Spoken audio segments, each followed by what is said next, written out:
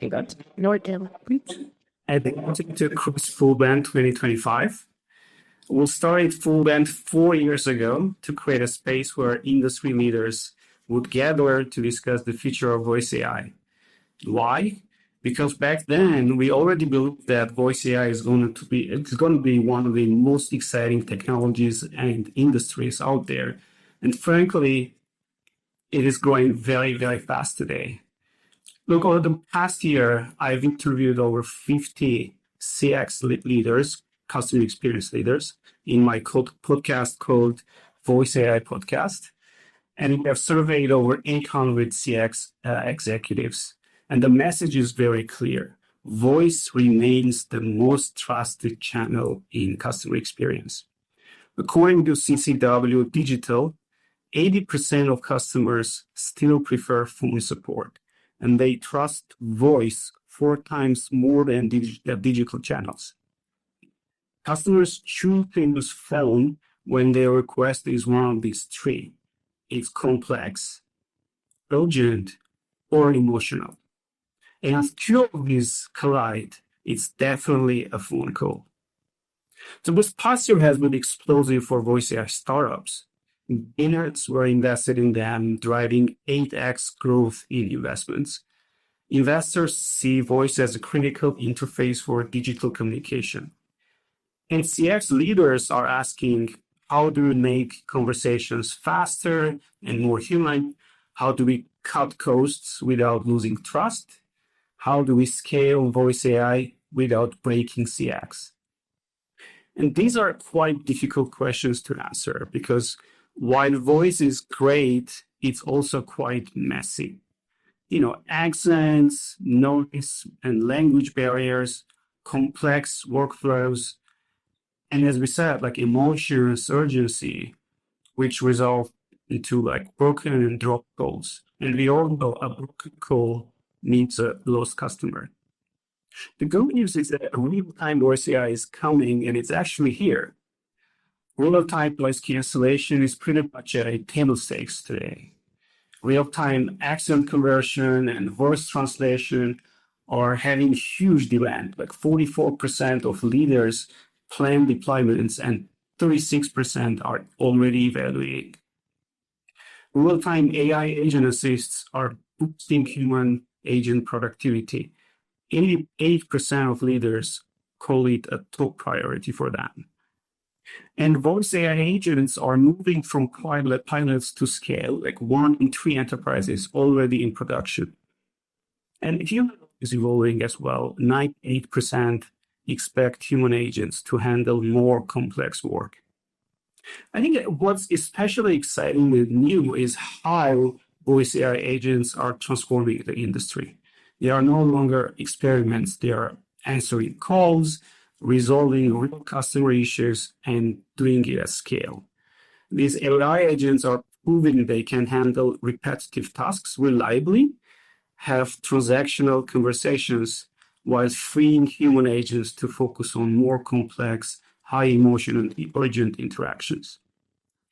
And those shift is redefining how CX organizations think about efficiency, quality, and the very structure of their support teams. That's why we are here today, to explore this future together and learn from research, industry leaders, and the builders.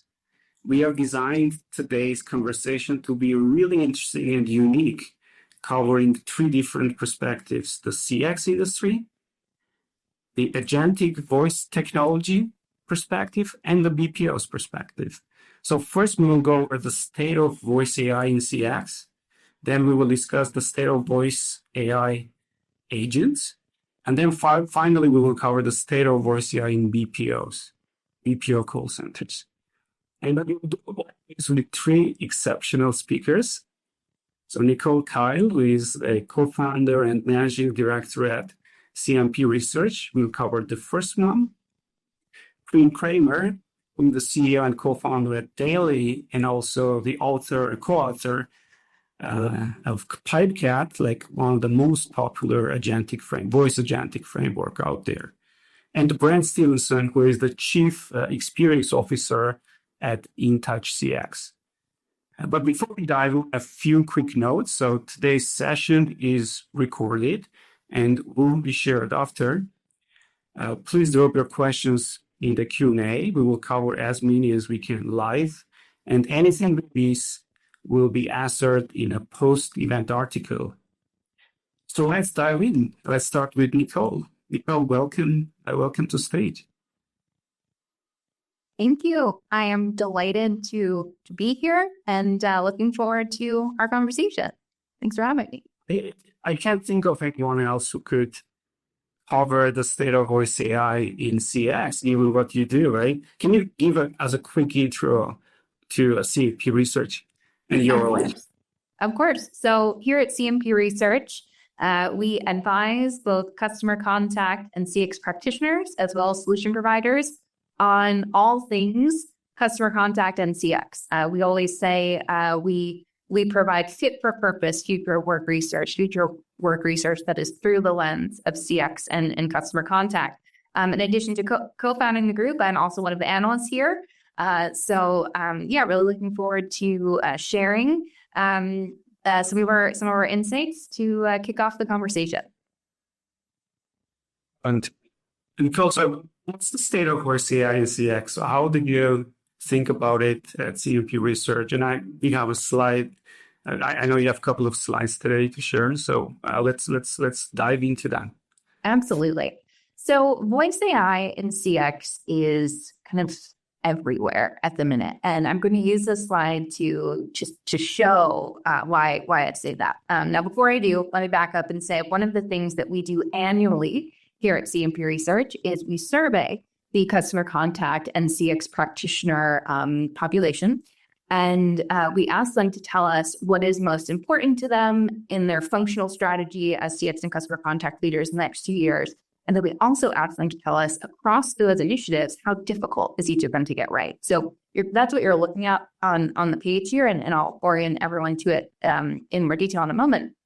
But we do that because we want to understand what is most urgent for customer contact and CX leaders. And as I'm going to show and talk about, voice AI is throughout this slide. So let me orient you to the page. What you're looking at are about 19 different strategic initiatives of customer contact and CX leaders.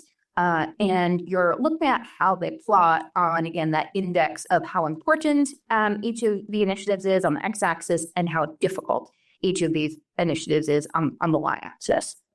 When we put that element of importance and difficulty together, you come to realize things that are more important and more difficult. That's the high urgency set of priorities. That's that first shading. It almost looks like a green on the side, the kind of top right shading. Those are what we call high urgency priorities. The middle circle, the middle shading, like a grayish shading, that's middle urgency priorities. They're fairly important, fairly difficult, but kind of middle of the road. And then the red zone, as we call it, kind of the bottom left, the red shading, those are priorities that are low urgency, relatively low urgency for or CX and customer contact organizations. Now, as we take each of these kind of three zones, I want to talk first about the high urgency zone. And the first thing that you'll see actually across the slide is the phrase voice AI isn't on the slide, but voice AI is absolutely embedded into pretty much all of the high urgency priorities that we're going to talk about. So I want to call out, and it might be helpful actually if we jump to the next slide, because I start to bring in a little bit of year-on-year shifts, how these priorities have changed in priority order in the last couple of years. And let's just take that high urgency zone. So you see number 1 there, automating more processes and contacts. Oh, voice, to your point, David, at the very start of the session, voice is still the most popular channel. Where do you stand the greatest chance of automating the highest volume of processes and contacts? Through a great voice AI experience, right? So given that voice is the most popular channel, it follows on. If you're going to win big on automation, it's by offering a excellent voice AI experience. So that's number 1. Closely followed, number 2, increasing customer adoption of self-service. This was actually the second most urgent priority for CX and customer contact leaders for the second year in a row. So this question of customer adoption of automated channels, customer adoption of self-service is huge, because what our research shows is that customer interest in and demand for automated experiences is still steadily rising. It's not outpacing the demand for live support yet, but it's growing year on year. But that demand for self-service is a lot higher than the actual adoption rate of automated channels and self-service. And that comes down to a quality challenge, right? The consumers will seek and they're interested in trying automation, but by and large, on average, they're not yet having the quality of experience, a successful experience, the degree that they would like, such that they then seek out automated channels again or self-service again. So what that tells us as analysts, as an analyst team, the analyst firm is, hey, if voice AI can elevate the experience of an automated voice interaction such that customers actually seek it out and adopt it over and over, it's going to be a massive win. Quickly, number 3, improving customer analytics and insights. That's potentially a little bit of a separate conversation, but we know the best voice AI solutions have really strong reporting capabilities and give you visibility into the customer journey in the voice channel. So I would say that's related. Of course, number 4, integrating Gen AI technologies. A lot of the voice solutions out there are not only generative, but are starting to become more agentic. And again, it's a spectrum, and we'll see how that evolves. But certainly ticks that box, if you will. And then lastly, I'll round out this high urgency zone, this summary, with a really, really important number 5 priority, which is reducing costs. And reducing costs actually increased. That's why you see that little green arrow. It went up 1 spot in terms of urgency relative to the prior year's analysis. That cost pressure for customer contact and CX executives is very real. Other data shows the majority of CX and customer contact execs are under more cost pressure this year relative to the same time last year. And we all know automation, great voice AI. It's going to, of course, help you ideally elevate the customer experience and maintain CSAT and NPS and loyalty. But at the end of the day, if done well, it will also help you deflect, and that will help you be more efficient and reduce some costs from a live support perspective. So this is all to say, voice AI underpins and can really elevate and accelerate achieving all 5 of those high urgency priorities for execs. So let me pause there. Thanks. Yeah, thanks, Nicole. This is a very interesting slide. And I wonder, so this chart represents everything, right? All the channels, not just voice, correct? And if you were to project voice, would it change here? If we only filtered the phone channel, let's say, or voice channel, would it change, or do you think it will be the same? I think directionally it would be the same. But I guess maybe the best way for me to put this is, with an excellent voice AI tool, the level of difficulty of everything comes down a little bit. Everything gets a little bit easier. So maybe everything will kind of shift down if we were controlling for executives who have a really excellent voice AI experience.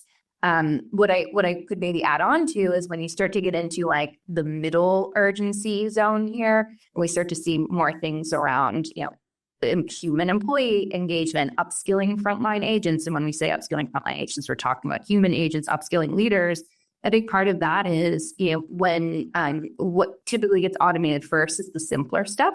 So what's left over for our human employees is, on the voice channel, 9 times out of 10, is more complex stuff. So when a workload is almost fully complex, there challenges emerge around engagement, burnout, attrition. And while those aren't as high urgency priorities as the first 5 things we talked about, they're still important, and a great voice AI tool that can take on maybe not super complex stuff, but more complex stuff relative to a basic standard IVR, obviously, which isn't even really voice AI. Then you could also see you could better mitigate some of those human employee risks by having a really, really strong voice AI tool and experience. And my understanding is that, in general, when it comes to self-service, which is perhaps the cornerstone of the most importance and difficulty, but also reducing costs. So there is a lot of interest in self-service, of course. And in that relates to voice as well. So from the surveys and the conversations that you're having with the leaders, CX leaders, how successful is voice AI, like self-service today? I think this is like maybe like the top question that everyone always has, right? How important, like how successful are the AI IVR replacements today in actual production, right? Yeah. Do you have any insights there? Yeah, certainly have a perspective. So, and I think what the data suggests and my perspective suggests is there's a big opportunity to get voice right, voice AI right. And if we can do that, we're going to see major wins on customer adoption rate of self-service, major deflection wins, and so forth. But maybe I don't want to say harsh reality, but the opportunity that exists is right now, only about 3% of consumers would cite interacting with a conversational voice AI agent as their top preference for self-service. And when we dig a little bit deeper into that, we see it's not because they're not interested in trying it, but it's because the average experience that they're having is not matching the quality bar of, when I go to a self-service portal and try to, accomplish the resolution myself, which may be more seen in like retail banking and travel. But that's self-service portals are like the number one most preferred self-service option by consumers. Similarly, the second most preferred self-service option by consumers right now after self-service portal is a standard IVR, which is kind of crazy in some ways, but that just shows how deeply habits are entrenched. And when we dig further into that data, we see that tends to be the population of people who, if they have their druthers, they would talk to a live human. But if you're forcing me to choose from an automated or self-service option, my second most preferred would be a standard IVR because it's what I know and it's been around a long time. So I think that really just speaks to like these entrenched habits and the opportunity that's in front of and I'll talk more about it. But like the voice AI tech is getting better. And there's an opportunity, there's demand to be captured, but it really, depends on the quality of that experience to get consumers to change their behavior. Interesting. Yeah, do you think that just the idea that when people choose phone channel, there is usually this urgency, emotional aspect or complexity. Does it have something to do with it? Like, because it's just harder to serve these customers, and because the bar is already so high that if something fails, you end up with a disappointed customer. It's a great question. That's part of it, but actually, surprisingly, what we saw when we looked at like that preference data I was talking about, we cut the data different ways. We looked at complexity of issue. We looked at whether if it's the same consumer in a B2C scenario or in a B2B scenario, like do their preferences change? We looked across industry, and by and large, majority of the time, the preferences stayed the same, which just kind of speaks to like people are people. And even in, if I'm a consumer and I'm calling about my personal issue, and then the next day I'm at work and I'm calling about a B2B service, if I want to call and I want to call as a consumer, I still want to call as that B2B customer too. Like I don't really change my preferences depending on my contact type. There are some exceptions, obviously, when it comes to like healthcare and, some banking stuff. But by and large, like those preferences are just entrenched in people. And I think we know that starts to suggest, this is much more, this whole transformation journey is much more about taking the subset of your customers that are most likely, who love voice and who love phone and but also are open to self-service, finding that segment of your customer and moving them into the voice AI path rather than trying to just move everybody into voice AI. So, we kind of talk about it's omni-channel rather than omni-channel, and getting your customers who are most likely to enjoy the experience in that experience, which sounds so obvious when you say it, but if you'd actually be surprised, a lot of us as practitioners are not approaching it that way because of cost pressure and so forth. So yeah, I don't know if that fully answers your question. I think it does make sense. Like one more quick question, Nicole. Like I see that Gen AI, the number 4 has has gone down, right? By 1 point, well, by this should. What is the reason? Is there a disappointment in the industry regarding like Gen AI, like failed POCs or other things that we keep hearing, or there is something else? Yeah, there was a little bit of I don't want to say hype dying down, but a little bit of that at play, certainly. And then it more so, and I would say actually probably correctly, as people were kind of coming down and getting a little bit more rational about the hype, so to speak. Practitioners, CX leaders, customer contact leaders are focusing in again a little bit more on use case rather than Gen AI for Gen AI's sake, which as an analyst, an advisor, I think is the right thing to do, because depending on the maturity of your contact center, depending on the appetite of your end customers for self-service channels, sometimes a really, really great conversational AI tool is all you need for now. So I think what we're seeing there is a little bit of a slow, taking the foot off the gas on, quote, just Gen AI for Gen AI's sake. The other thing that plays into that, and when we refresh this analysis in Q4 this year, forward looking for the next 2 years, we're adding in an agentic AI option, and we're going to see, how that shakes out. For the more mature organizations, there's also a little bit of, okay, we actually want to either skip over or move beyond generative now and try something truly agentic, which is interesting. So a few things at play there. That sounds great. One more question I have. Sure. I love questions actually. I'm a researcher, so I do too. Yeah, so what's driving the sharp drop in priority for hiring agents and outsourcing strategies, right? So is it that companies betting too heavily on automation? Is that like the trend you see? Yeah, it's such a great point. So if this were the 2022 into 2023 strategy exec priorities, you would have seen hiring agents like way up into the higher urgency zone. So a few things at play.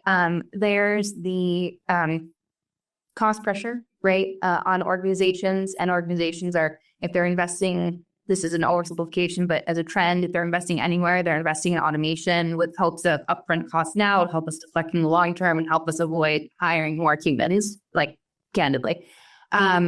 So there's that. There's also just the wanting, if you invest in automation, you want to the live support contacts that are left over. That's what your existing human workforce will work on. We're not adding net new agents, just kind of a slowdown there. We're also seeing in the labor market and customer contact workforce, people are staying in their jobs, so there are fewer vacancies to backfill, which is an important factor to note. And then that totally relates to the outsourcing strategy piece being number 19. We're actually working on new research right now around the future value proposition of BPOs. But what we're seeing is there's a lot of complacency on a practitioner part in terms of their outsourcing arrangements.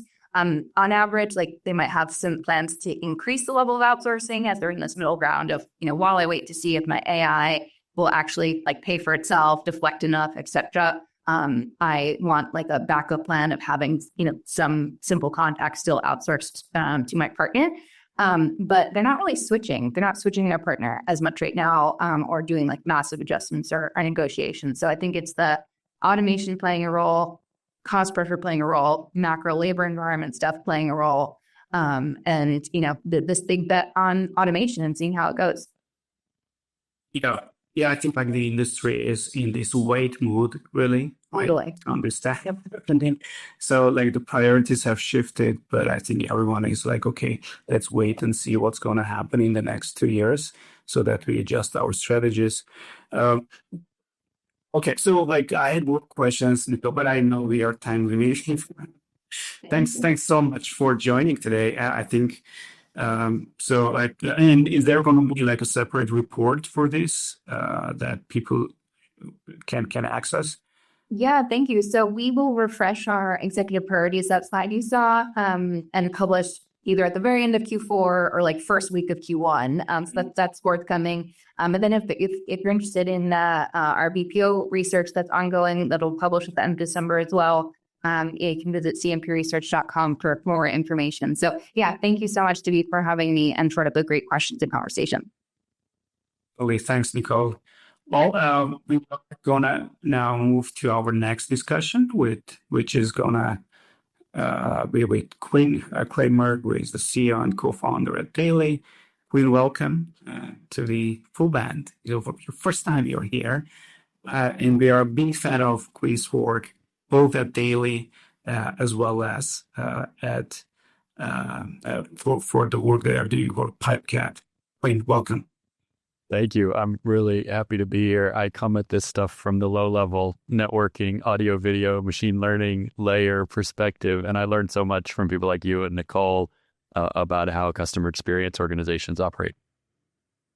I think like this is exactly why we designed it like this, right? Like we want to bring different perspectives. So I couldn't think of anyone better than you providing us, insights on where the industry is going from voice AI agents perspective. So again, quick, if you could introduce what Daily is doing and also what Pipecat is for the audience. I work at a company called Daily, which I helped to found in 2016, that makes global infrastructure and developer tools for real-time audio and video communication. So our customers are developers and product teams who build things like telehealth applications, education applications, live streaming, workplace collaboration, things that have a real-time conversational audio and video component. When GPT-4 came out, we got really excited at Daily about putting LLMs on the other end of a conversation with a human, or bringing LLMs into multi-participant, audio video communication scenarios as co-pilots and other things. We did a lot of experiments pretty early on with sort of voice AI, as we call it now, as a catch-all category. Some of our customers got excited about it, and it felt so early, but like there was so much potential that we open sourced all the kind of Gen AI, voice AI tooling we built. That became this ecosystem called Pipecat, which is open source, vendor neutral, now is the most widely used platform for building voice AI agents for things like customer support, and also for very different things like social and gaming applications that have LLMs and voice AI in them. So these days I spend, I don't know, maybe 80% of my time actually on sort of the open source ecosystem side of things, partly because I'm an engineer and I find it really fun and interesting and there's so much new stuff to build, and partly because for a company like us that provides this infrastructure and developer tools, this is just so clearly the future. Thanks for the context. Look, I think you see so many companies, right, whether startups or like bigger companies who are using Pipecat, asking you questions, showing the use cases they're working on. So can you like just tell us from like how do you think about the state of voice AI agents today, right? There are so many companies, probably like over 1,000 companies now that are invested in this, or probably more than 1,000, I'm pretty sure. So how would you think about this like state of voice AI agents, right? What's happening there? I'll give you a framing maybe for this audience, and then a little bit of a hot take from the conversation you just had with Nicole. So my overall framing for this is that a year ago when we talked to the AI teams at big companies, they were still trying to wrap their heads around what they could do with this new Gen AI technology. Like it very much did not feel like something anybody had a plan for. Today, when we talk to the AI teams at those same, large companies, there are two things that have crystallized for them. One is the framing of agents has really helped people think about what workflows they can use LLMs and related tools to automate. And agents is like a big category, but it has clarified things for people. So everybody has like a list of workflows and agents they are building for those workflows. The second thing is that almost everybody has voice agents on that list of things that they're, building plans for, building POCs for, starting to roll out. So that's a lot of change in 12 months, from interest in the core technology to some concrete plans on the part of most of the big company teams we talk to now.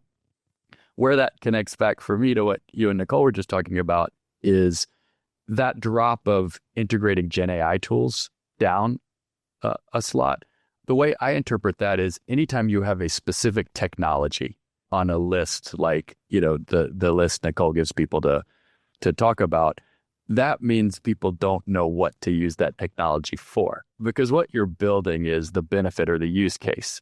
There's no executive at a large company that is motivated by a specific technology on a list other than that they feel like they will miss the boat if they don't have their team investigating that technology. So eventually, like Gen AI goes away from that list entirely because it's just a unassumed core technology and its only benefits. And I would say that the top three things on that list, automation, increasing self-service, improving analytics, the way you're going to do that in 2025 and 26 is with Gen AI pieces. I think that's really clear. The step function and what an LLM can do for you in two ways, as an open-ended conversation engine and as a structured data extraction tool.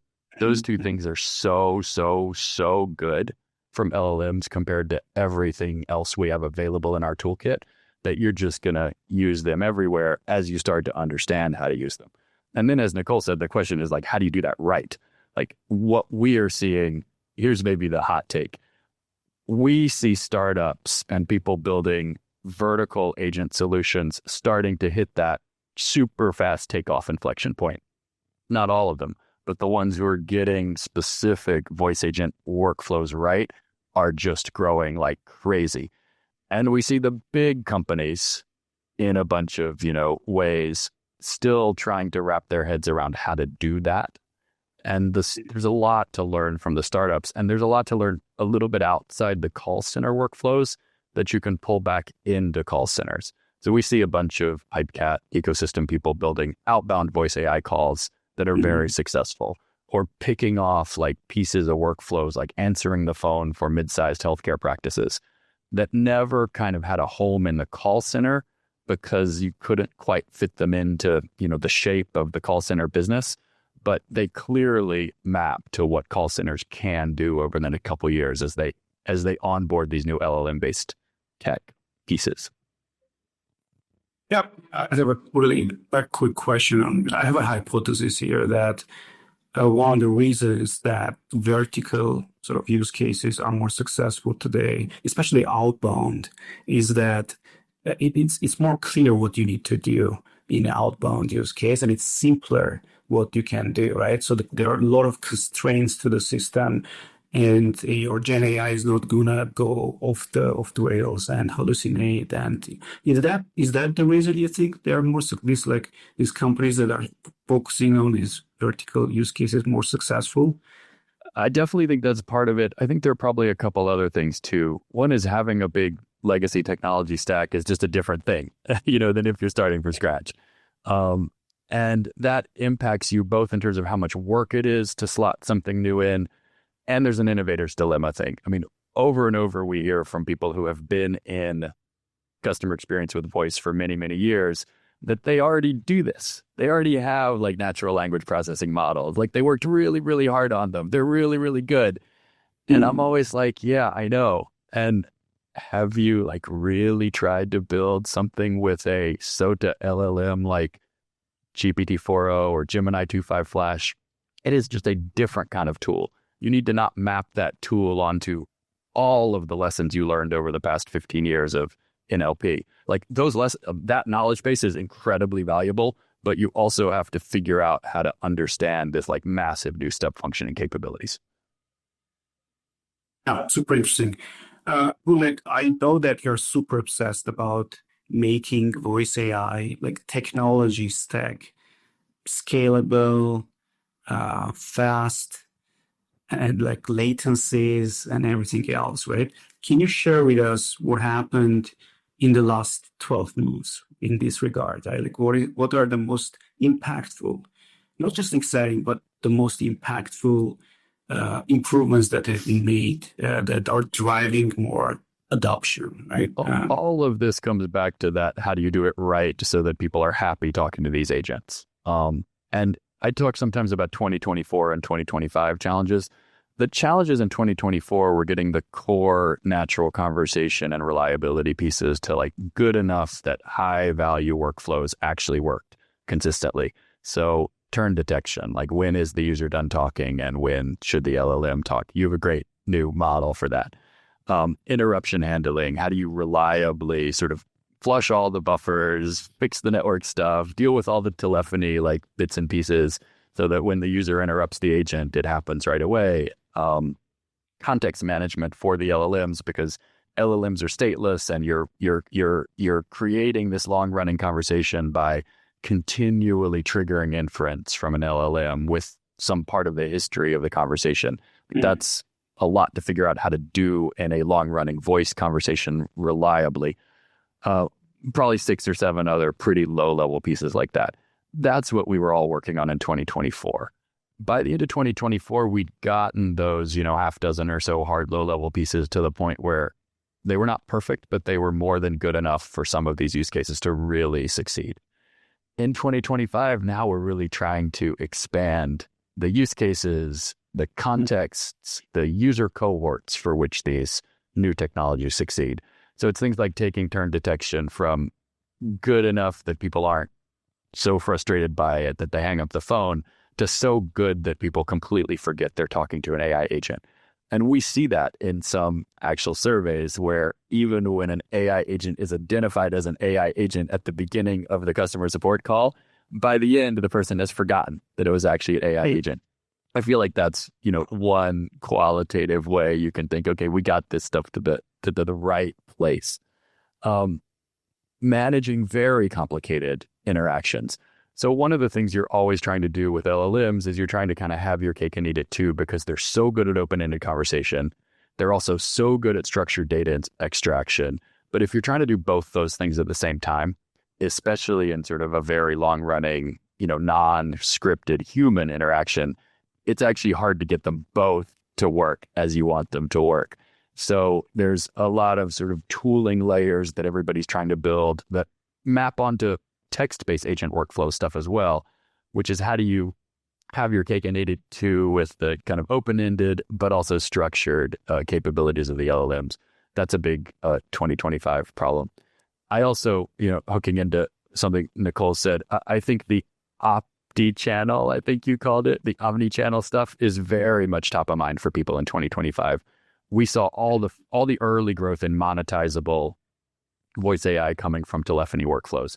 Now, when we talk to big enterprise customers, they always have on their checklist, I want my call center agents, my text chat agents, and my native mobile and website support agents to be built on the same core tech, or at least to be able to access the backend systems in a consistent way.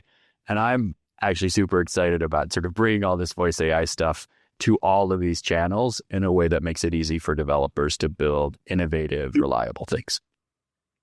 Is that where Pipecast is going, like combining all this? Yeah. Very much so. I mean, we started just thinking about how you make the agent process running on a server a reliable voice conversation loop. And that was sort of the first few months or year or so of Pipecast. Now we're spending a lot of time on things like React components for building web apps that talk to Pipecast in a way that, hooks into all that good server-side stuff and avoids reinventing the wheel every time you sit down to write a new, customer-facing multimodal client.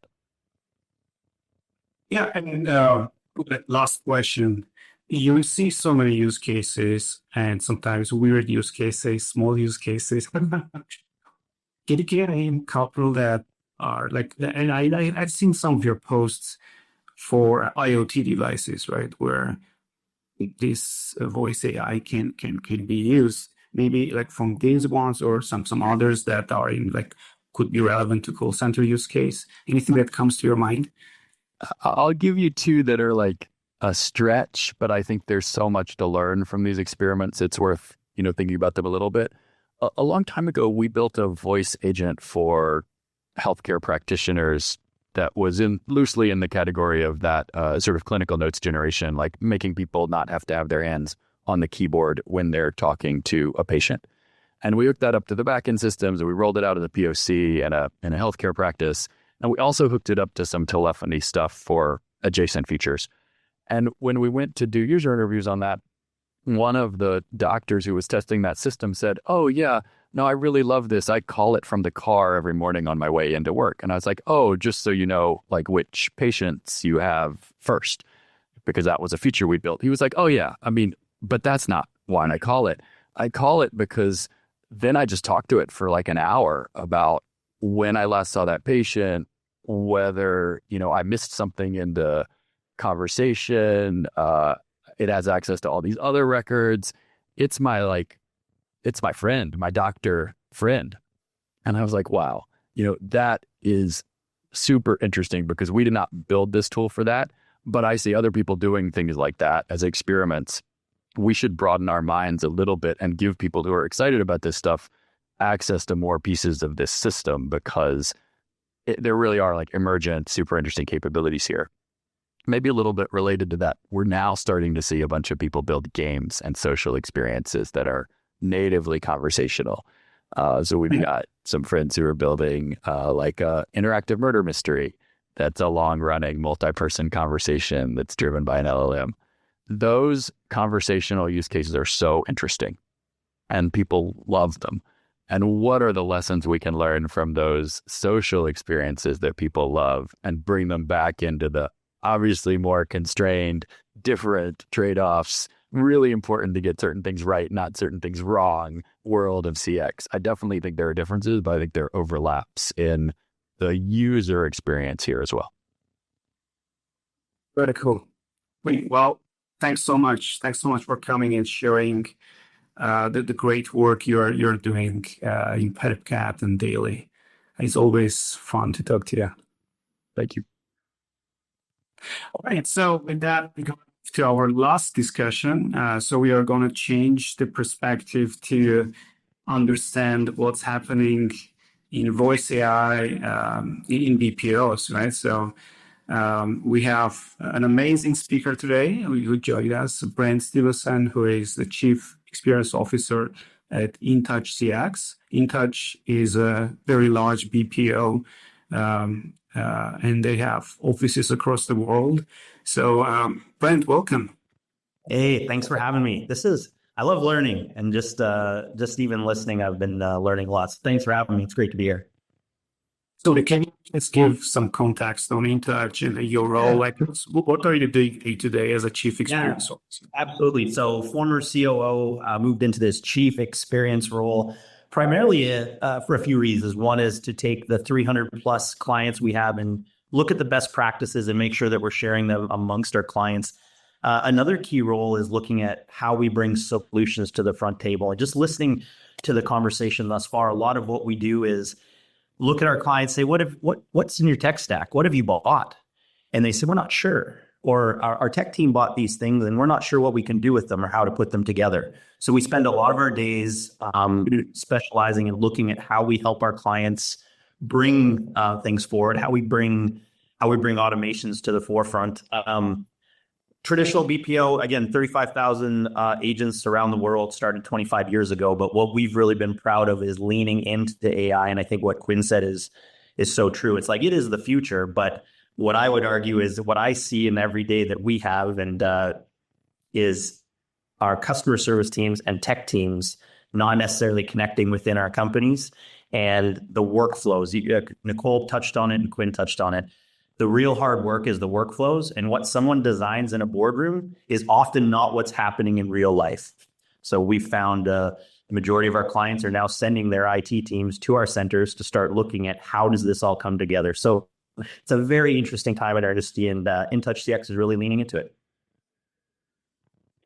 I think there is a lot going on in BPOs, right? Clearly, there is, like, if we only looked at the chart that Nicole shared, clearly, you could imagine that there is an impact on BPOs. Like, I think that the first thought would be that there is going to be impact on the BPO business, but I'm a believer that BPOs are going to actually utilize this. Like, they are going to be the companies that utilize these technologies the most, and get value from these technologies the most, right, in the long run. And I think like there are a lot of BPOs that are positioning and changing, like rethinking on the strategy and how they need to position themselves in the market. But I think the ones, and I'm sure In Touch as well, are embracing these technologies a lot, right? So like there are two types of voice AI technologies, I would say. Like one that helps the human agents, right?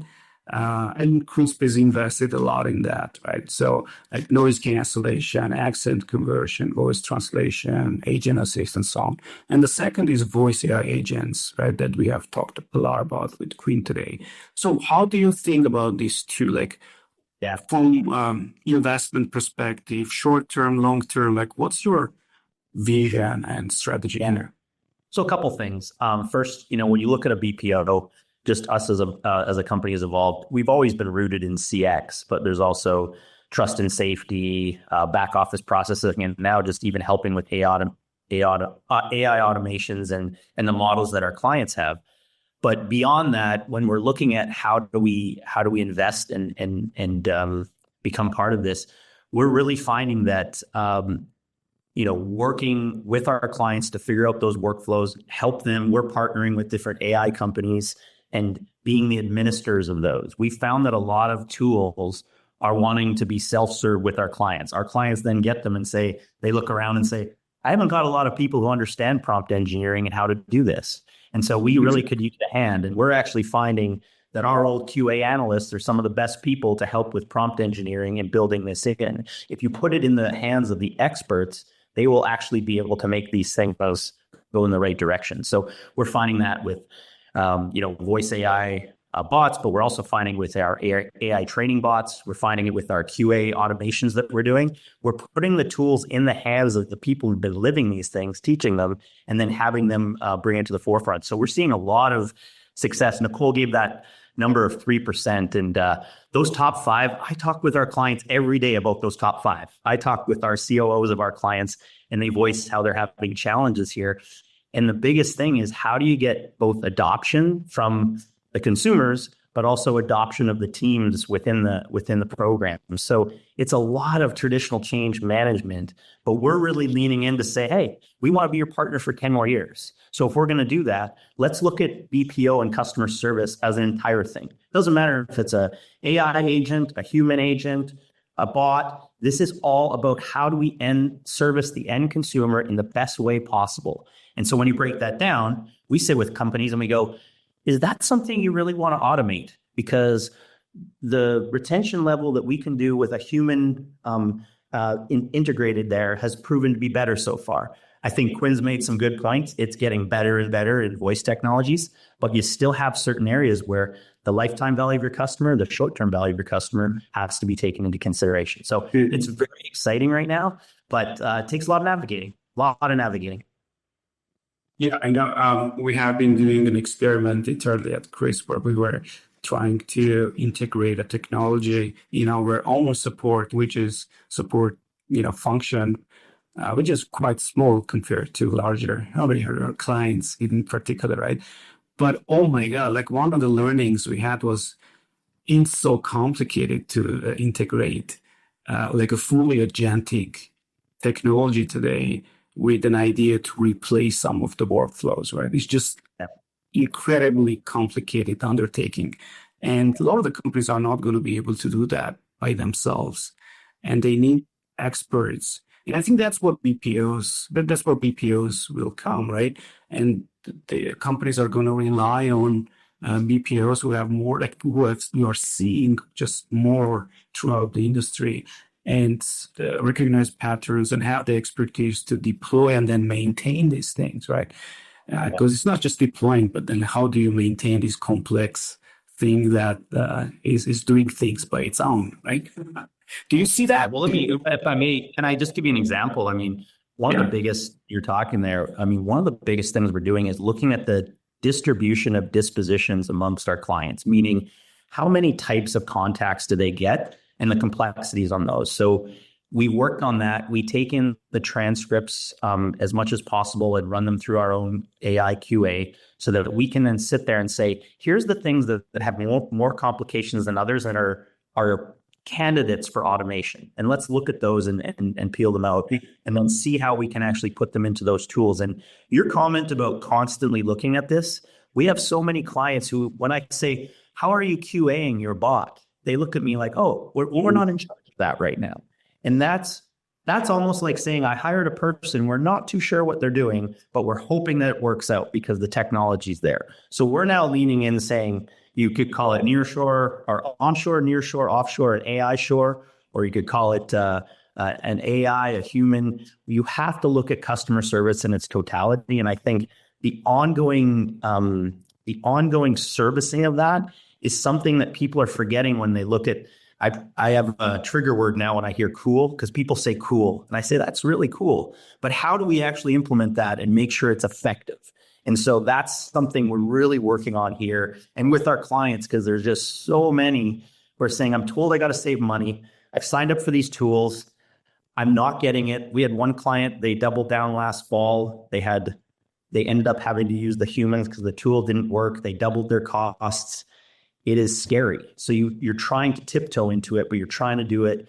And we're finding we're that trusted advisor to come in and say, here, let's help you. We've talked to a lot of clients. Here's what you don't want to do. Here's some things you can do. So that's been a big part of it. And I hope that makes sense. Absolutely. I think it does make sense. And right, like I do want to talk about the voice AI technologies that help the human agents today, right? So make them more productive. Like if you were to, just from InTouch perspective, like what are the top successful technologies that have been deployed and proven ROI for you and for your clients, right?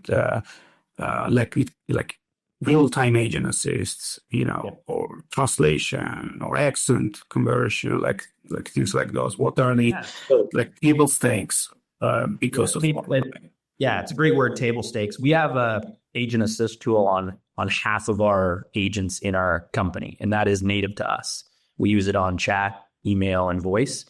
And we offer that to our clients because it is a table stake. The way technology is moving, again, if you want to be partners for long-term, you have to look long-term. And so we have agent assist tools that out of the box will do real-time guidance based on knowledge-based pointing. It's it doesn't, there's no integration needed. It's just a desktop tool.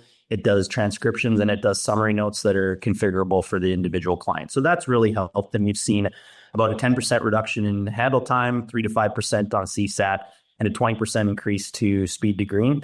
I mean, candidly, the CRISP tool and accent conversion has been a game changer for bringing the world into view, being able to offer services in markets that may not have been able to offer voice before. And, I'll say this, we're a people-first company, and we pride ourselves on that. And we look at how it affected our teams. And our teams, we had to really educate. This is about communication. If we can communicate more clearly with the end customer, that is what the win is. And so we've had a lot of success, not only with putting tools in place, but getting our teams behind those tools. Adoption of those tools is one of the biggest things we see. You can have the greatest tool and nobody uses it. You're like, why not? So that's been a big piece. And then finally, the other big thing that we're seeing is the translation piece. We're seeing the speed of translation, the way in which it can be done and done efficiently is really helping clients who might have, I need 2 Dutch speakers and 3 Arabic speakers. Like there's just ways in which you can do that. So those have been effective implemented tool sets that we've had. Yeah, I think that's a lot. I mean, if you compare that to 2 years ago, right? I guess like none of this was operational or productized, and we just have so much in our tool set today. Like it must be really fun for your digital teams and innovation teams, transformation teams. Like, okay, which one I'm going to deploy, right? which one I'm going to prioritize. Well, Brent, thanks so much for coming today. I think that this was a great sort of overview on what's happening on the ground, right? I mean, we can have the research, we can look at the charts, we can talk about technology, where the technology is going, but also it's really important to understand what's working on the ground, right? Like what from adoption perspective, traction perspective. So yeah, thanks a lot, Brent, and thanks everyone. I think this was a great discussion. There are some questions that we didn't have a chance to go over, but we are going to have an article based on this conversation, and we're going to have the recording of this. We will send it, we will share it through our newsletter as well. And yeah, I think this was a success. So thank you, everyone. And thank you, everyone who joined today.